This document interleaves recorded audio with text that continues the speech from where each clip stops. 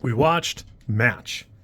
After Paola is matched with a handsome online suitor, she arrives for a first date to discover a house full of dark and terrifying secrets. It's about 99 minutes long. If you're not aware, it is a Tubi original, which is kind of cool because when I first discovered Tubi, I was less than impressed, and it really has grown on me. It does have a fair bit of ads, and it is a service I wish I could pay so that I don't have to look at the ads, but as far as services go, it's actually pretty cool. It's pretty robust, and it's really cool that it's got its own Tubi original. I think that's really cool. The Roku channel has had a couple of originals, and I hope that this doesn't go the same way because Heathers the Musical was kind of a pain in the butt to find. Overall, this movie's pretty interesting. It's doing some interesting stuff here and there. I think Danishka has a great eye, and while the production value is very evident, it just is a budget film. It is what it is, and you can see that. A lot of the lighting seems to leave something to be desired, and a couple of times I think the framing or transition is really good, and other times not so much. I did really have a good time with this, although it really does fall off in the last quarter of the movie.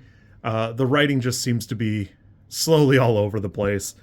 It does seem to want to be something very good, and that's okay. The writers, Jon Kaplan, you might know them from Zombievers. So actually, for what we have to work with, this is pretty good. And it's got a pretty decent setup, short of being either 20 minutes shorter or 20 minutes longer. I don't know how much better the ending could have been. I know that I had some things I would have wanted out of it.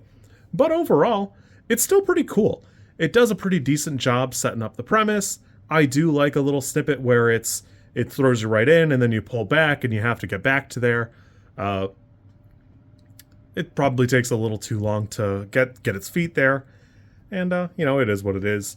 There's a couple ham-fisty bits and, that type of thing. But I will say, overall, it looks pretty good. The prosthesis is really good. It's showing you stuff. Not stuff you want to see, but it's showing you. I wish I hadn't seen it, but I saw it. And, I don't know. There's a couple really gross things. If you have seen it, I would like to remind you, there's only one handkerchief in the movie. One. So, try not to think a ton about that, because there's only one handkerchief, and they do a lot with that one handkerchief.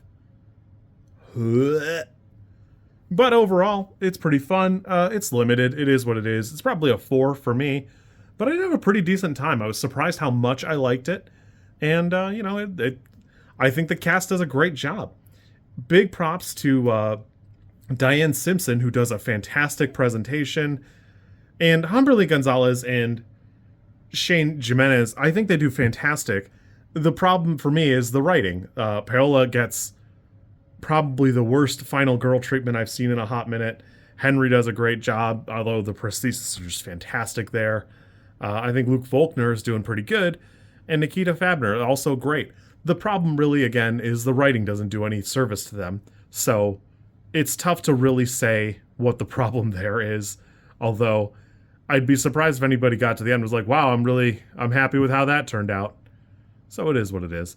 But kind of a long one for me, but pretty decent. Like I said, a 4 out of 10 is not a horrible score, and especially for the budget. You kids be good. I will catch you later. For what it's worth, one of the things with the lighting that kills me is when he's in the hospital, and it's because I'm so used to there being a blue tinge when you're in a hospital. Hospitals have blue light. That's what movies has taught us. We're blue. It's blue in there. It's blue. If you like this content, I'm supposed to ask you to like, comment, and subscribe. I think like is here, and comment is probably down there, and subscribe over there somewhere too, I think. I don't know how many times this snippet is gonna make it into a video. Everybody says you should do it this way, and I always thought it was just an annoying thing other YouTubers did. And as you know, I am bad at editing, so if you like it, great, I'm happy for you. If you don't like it, I'm sorry.